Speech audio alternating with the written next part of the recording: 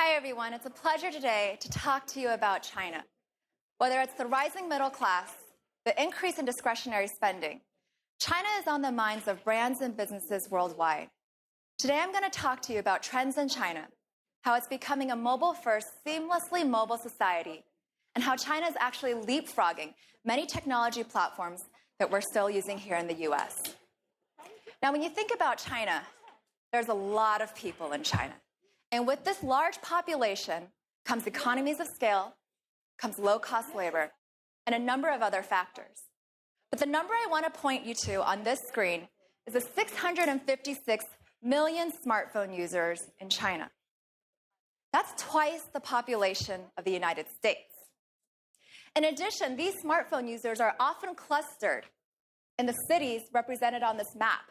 There's extremely high density in China, and density allows for new business opportunities. For example, take all the online to offline companies out there, whether it's on-demand delivery of food, floral arrangements, masseuses. These things can have great unit economics in China because you might have 10 deliveries per building. Therefore, you can justify that transportation cost and time. To give you a sense of China's density, Beijing has over 23 million residents. That's almost the population of the entire country of Australia. Shanghai has even more people. And as a result, when all of these people are using their smartphone and companies, brands, and businesses are using mobile as well, the mobile has become the remote control of our lives in China. Now, naturally, you assume people will use mobile in the morning when they wake up to check the news and check the weather. But people in China take it a step further. They use their cell phone to hail a taxi, to pay for that taxi, to order their lunch, to pay for their lunch, to send documents, PDFs, Excel statements to other coworkers. They are using mobile to run their entire lives. You can do things such as donating to charity. You can even make arrangements for getting your marriage certificate or a birth certificate. And the main app that has been driving this dynamic, this mobile-first seamless society in China, is WeChat. This headline by Bloomberg, Life in the People's Republic of WeChat. In China, there is such high usage of WeChat that the online and the offline worlds are able to connect. WeChat has over 800 million monthly active users. 90+% of them are in China. And remember, there's density. So let me give you a couple examples of how people are using WeChat. Here you see screenshots of booking a doctor. I can open my WeChat app, look for a doctor with the right specialty, get their reviews, figure out how much they charge, and then actually even book my appointment, all on my smartphone. After the appointment, I can even use my smartphone to pay for this doctor visit, to order my prescription drugs, and get those drugs delivered to my doorstep. It's not shocking, therefore, when you think about WeChat being a dominant mobile app in China. People are spending hours on this app every single day. Here's another example of how you can pick up your kids when they're at kindergarten. This particular kindergarten decided to plug into WeChat and create an official account. And I can use WeChat at any time of the day to get a status update on how my kids are doing. I can even look at a photo of the person who picked up my child to make sure that my kids are safe. Well, what about something that has an everyday use case? Ordering McDonald's. In China, even 5 years ago, you could order McDonald's and get it delivered to your doorstep. But with WeChat, it's even faster. One-click payments. Take the concept of food and take it to the offline world. There are now hundreds of restaurants in China that have QR codes pasted to the table. And when I go to one of these restaurants, I take my phone, I scan this QR code, that restaurant will show me a menu of what I want to order. I can then pay for it as well. Most importantly, that restaurant knows not only what branch I'm at, but what table I'm seated at and what side of the table I'm seated at. So I never need to worry ever about splitting the bill. And restaurants always save a tremendous amount on waitstaff. In these examples, you can see how WeChat is connecting the online and the offline world. Therefore, it's not just a gateway, a remote control for our digital lives, but our real, our physical, our entire lives in China as well. Here are just a number of the use cases people are using WeChat for. Again, things such as even paying their traffic bills are possible, all with their smartphone. Now, when you think about this online and offline world, there are actually two components that are the plumbing to make this seamless mobile society work. And those two things are payments and QR codes. And they're actually very intertwined in China.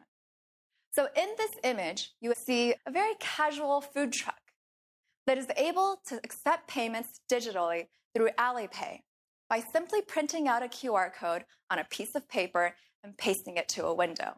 That QR code is embedded with a certain price so that any user who scans it is able to make that transaction complete. Merchants can onboard payments with a single piece of paper. They do not need to even buy a point-of-sale solution. Why is digital payments taking off in China?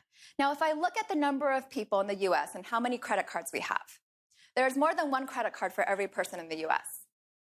But then if I look at the Chinese population of 1.36 billion people, and I add up all the American Express cards, all the Visa, all the MasterCards, I get less than 436 million credit cards. China is a cash and a banking card society, and therefore digital payments is their way of leapfrogging credit cards altogether. In this example, you can see someone taking their mobile phone, scanning this QR code, and completing a transaction. Alipay and WeChat payments are the dominant payment players here in this digital landscape. But what's important to understand is not only are they making payments more efficient and helping people save time, they're adding functionality. They're actually making payments better, allowing for brands and businesses to now have new ways to think about brand engagement. Let me help you understand why. You see that food truck example that I showed you earlier? When I made that payment, I would have the option of following that food truck's account. And afterwards, that food truck could at any time send me coupons, articles, promotions. They can geo-target me. They can bring me back into their store and re-engage me as a customer even after the transaction. As a result, in China, brands and businesses are all very eager to have people pay online through Alipay or WeChat payments. In fact, now, if you go to a bunch of stores in China, paying through digital payments will get you a discount, and it will actually be cheaper than if you paid with cash. So now that brands and businesses have this new way of re-engaging with customers, let's try and understand, what does that brand engagement actually look like? This is an example of what advertising looks like on WeChat. Now, these might look like normal screens of what an ad might look like on Twitter or Facebook. You see at the first screen, there's an app installed, and the middle one is how to follow an official account. The one on the right is a sponsored post to my news feed. But in China, this is just very traditional advertising. You see, the real opportunity is around brand engagement through official accounts and very unique marketing campaigns. I'll give you a few examples. Xiaomi, a global maker of handsets and tablets, decided to put on a very unique marketing campaign in China when they launched their Mi Max phablet, a phone that has a 19-day battery life. To prove that it had a 19-day battery life, they decided to live stream this phone on a table for 19 days straight. And someone at every hour would go to that phone, tap it to show that it could still turn on and that the battery was still running. Now, 39 million people in China watched this live stream at some point. 39 million. And they even let people leave comments. They gave around 700 phones away. And most importantly, the media paid attention. Around day 15, you'd get articles like, wow, day 15, the Mi Max is still going. Day 16, wow, the battery's still alive. Day 17, wow, check out this phone, the live stream's still on. Imagine the amount of free PR Xiaomi was able to get for this phone for a very, very cheap campaign. Here's another example. KFC, which has a very different menu in China, decided to launch a coffee service to go up against McDonald's. And to promote this in Shanghai, they printed QR codes and pasted them on bus stops and told people to go find those QR codes and scan it with WeChat. You would then receive a digital coupon. You could go into a KFC store and you could redeem it for an edible cup. It only lasted a couple of days, and it only happened in a few cities. But so much media attention was grabbed by this one marketing campaign. Here's an example of Sephora, When Sephora decided to integrate with WeChat, they wanted to connect the Sephora account as well. So in this CRM example, you can now use WeChat, connect to Sephora, and at any time check your points balance. Get very personalized news sent directly to you. Now, this kind of functionality is not that interesting when you think about it inside a Sephora app. You'd expect this kind of functionality. But the point is, it doesn't have to live inside the app. This is as if I went on Facebook, used the Facebook app, and through Facebook checked my Sephora points balance. That's the difference. Now, brands and businesses don't have to work and get people to download a standalone app in China that they might only use once a month, once every couple of months. The bar is much, much lower when you ask someone to simply add your official account, but you have all the same ways of re-engaging with that customer. Burberry, when they decided to figure out their WeChat strategy in China, in 2014, they actually did a 360 view of a fashion show. They let designers even send audio messages, and they let celebrities send text messages. In the middle, you see screenshots of another campaign they did after that, where they created a small game where you could send a digital cashmere scarf to a friend, again, focusing on the viral word-of-mouth component. The example of Uniqlo is a great one. Uniqlo took their physical stores and outfitted them with monitors and cameras. People could then go to these cameras, take a photo of themselves in Uniqlo clothing. That photo would then be superimposed on a great background, of course branded Uniqlo, and then sent to their WeChat account. A third of the people who received this photo shared it on their WeChat news feed. There was a 30% increase in sales for items that were featured in this campaign. And Uniqlo followers went from 400,000 to over 1 million. Now, that last statement's a very important point because in China, when you're creating these official accounts, it's up to you as the brand and business to go get all of your followers. WeChat doesn't create a store or a list of top brands for consumers to follow. Therefore, brands and businesses in China are challenged to come up with these creative, viral, one-time marketing campaigns that people want to share in their newsfeed, that people want to start talking about. It also means that brands and companies in their physical spaces are putting QR codes or other kinds of campaigns to get people to log on and create a connection to their official account. So all the things I've talked about so far focus on marketing. I want to also give you an example of what China is doing to close the transaction. And through that, of course, I have to talk about Alibaba. Alibaba has a number of products, but Taobao and Tmall are probably the most well-known. Taobao being the eBay of China, except it has a much, much higher market share. Well, this year, Taobao decided to add a live streaming component, which means that their sellers can now live stream and engage with buyers across all of China. Now, what do they talk about? Just like Home Shopping Network, just like an infomercial you grew up with, they sell the product, and they do it through video. It's incredibly engaging. They're able to do limited time discounts and product reviews, and lots of transactions happen because of this. This is a screenshot of AliExpress in November 11th this year, the biggest shopping day of the year in China. Now, in the middle of the screen, you see it says play games to win, coupons. This is representative of the gamification of shopping that's happening in China and overall China application design. In this example, if I clicked on that, I would go into a virtual world. I could then visit a store, see what kinds of coupons they're offering, and then play a very simple flip and win game to win a couple dollars off. But the point is they made shopping fun. And this is very important in China app design. In fact, there are even cloud storage examples where if you take your phone and you shake it, you get an extra 2 megabytes of storage. The idea is how do you keep engaging with your customer? Now, I've talked about what big brands are doing for marketing. I've talked about what they're doing to close the transaction. What's really important in China is that digital is now creating a brand new set of merchants and retailers, and all brands need to understand this phenomenon.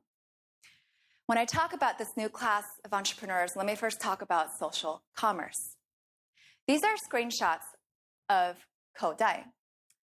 Koudai has a product called Weidian, and in Weidian, any user in China can easily create their own Shopify, Etsy-type store, which means that they're selling things that either they make or things that they bought abroad or things that they bought at a discount.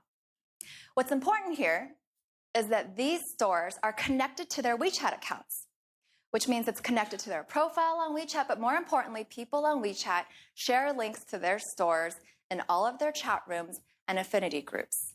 And you even see shopping circles crop up all over WeChat, people that like to buy the same kind of thing, sharing their stores with each other. How easy is it to set up one of these Weidian stores? Incredibly easy on the mobile. You take a photo, you type in a description. Weidian even gives you marketing options, such as a limited time discount, free shipping, all kinds of things. If you're big on Instagram here in the US, say you have hundreds of thousands or even millions of followers, how do you monetize that brand? In the US, these social media influencers can only do advertisements, brand endorsements. They can take photos of themselves wearing a certain type of clothing, sitting in a certain type of car, but that's generally the extent of how influencers can monetize their brand.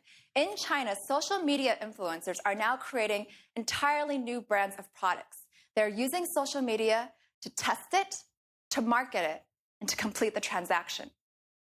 Let me explain this further. Take a look at that image on the left.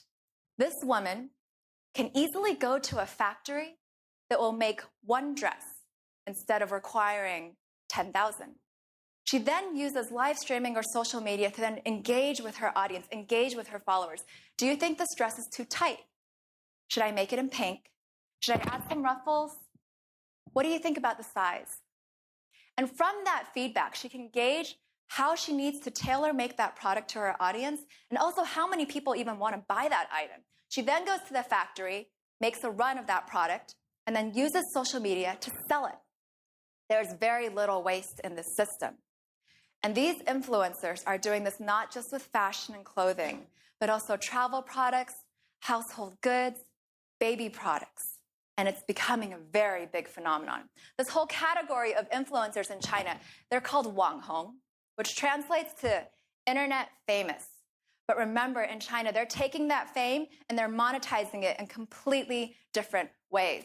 Xue Li here, in 8 months in 2015, sold almost $30 million US of merchandise in her Taobao store.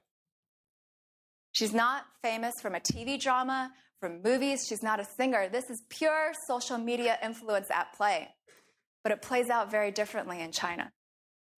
Ling Ling, the woman in the middle, she makes hundreds of thousands of renminbi every single month selling her goods.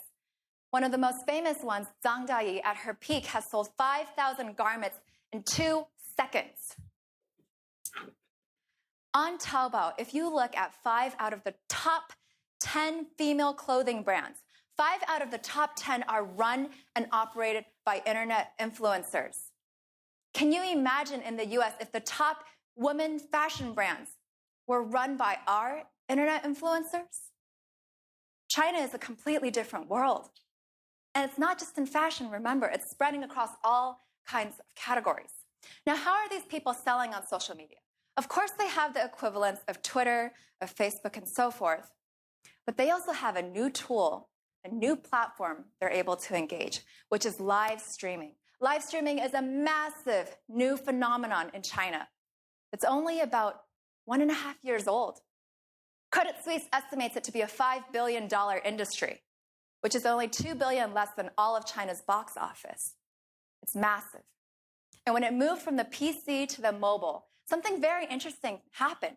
They focus on the front camera on your cell phone, not the back camera. It doesn't matter where you are, what you're looking at. It's all about engaging, and it's all about talking with your audience. It's all about having conversations. And what better way to sell products? It works tremendously well for e-commerce in China. Here's an example of a live stream. On the left, you see a digital Porsche that someone decided to send this broadcaster. That digital Porsche lives for only a couple seconds, and it costs the sender $45 US. That broadcaster gets to take home $15 to $20 of it. And because the broadcaster made some money, The sender can ask her to say thank you, to say their name, to sing a song for them, or maybe even invite them to do a co-broadcast so the sender can be internet famous for a little bit as well. These digital stickers are the secret sauce for why live streaming is taking off in China, because live streaming requires this flywheel effect to be in full play. You see, when people have engaging content, when they talk to their audience, those viewers send stickers, which are really just micropayments. Those stickers make the broadcasters lots of money. Some people are actually using this as their full-time jobs, and there are agencies cropping up all over the place signing up these broadcasters. And these broadcasters, therefore, have the monetary incentive to continue the conversation and create even more engaging content. It's become so popular and so widespread that even traditional content is taking notice. The two screenshots of the left, this is from a very famous TV show in China who decided to use live streaming for distribution. In fact, in China, in June this year, China announced that over 46% of the internet population in China used a mobile live streaming app. I'm talking hundreds of millions of people in China used a mobile live streaming app. The photo on the right is quite fun. This is a whole new category of content in China called 吃播, which means eating live streaming. In China, remember, the one-child policy was in effect for 3 decades. So as a result, loneliness is a very real problem. And why should I eat by myself when I can put my phone on the other side of the table and watch someone else eat? And maybe talk to them at the same time. Now, everything I've talked about so far focuses on what's possible when mobile connects the online and the offline, and how mobile is making China a completely different kind of seamless mobile society. What if I told you that was just the first platform that China is penetrating faster than anyone could ever have imagined? In China, I fully believe that virtual reality will take off at a tremendous pace because people are getting access and exposure to these headsets in ways that we are not seeing here in the United States. These are images of a gorgeous HTC cafe where they're promoting their Vive product. There are already over 300 of these arcades and cafes in China, and HTC alone has pledged to build hundreds more. This is the new social hangout. In China, again, because of the one-child policy, a lot of people do live at home. And because malls are not as built out in a lot of the second and third tier cities, this is their equivalent of meeting up at Starbucks. So imagine the amount of exposure and access that people are getting to the best headsets, the best content. And the demand for VR content in China will only increase, and brands and businesses, of course, will follow, because they always follow where their young generation goes. Now, the 3 categories I've talked about, communication, payments, entertainment, I hope I've shown you how China, by being a mobile-first society, is completely leapfrogging the legacy systems that we're still saddled here with in the US. For communication, everyone is plugged in and using WeChat to connect the online and the offline. That connection is made possible by payments and QR codes, largely powered by Alipay and WeChat payments. And in addition to television, people are now tuning into live streaming and virtual reality content. China is developing in a very different way than the Western world. And remember, a lot of the things I've talked about are also very unique to China, whether it's because of their low-cost labor, economies of scale, their population density, and so forth. But I hope as you study how the country has turned out so differently and what a mobile-first society can truly look like, that I've given you some inspiration as you think about how to take your brands and businesses and make them global. Thank you.